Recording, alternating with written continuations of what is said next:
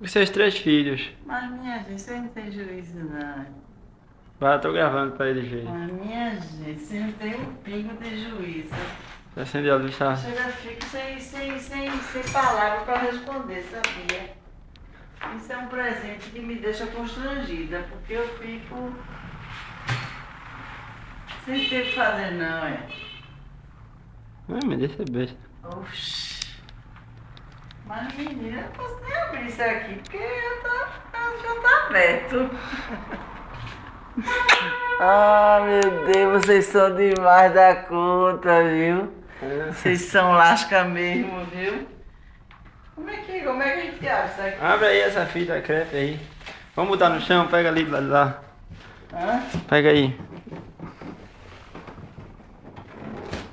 Pega aí. Vai.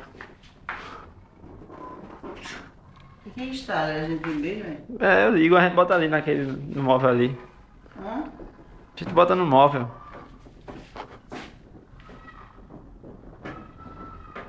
Nossa, meio caro mesmo, né? E, mãe, faz assim, ó.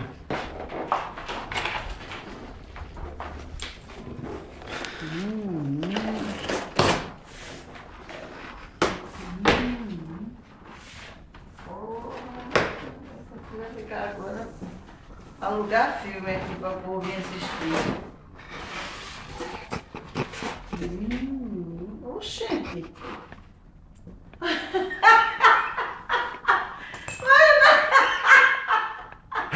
Cadê a televisão? Essa, Renato, mas Que Renato, televisão massa! tu não existe não, vice Renato.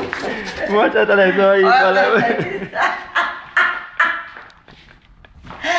É a televisão mais moderna que Tá existe, mas meu Deus do céu, mas Renato, cadê a televisão? Agora eu quero, oxente.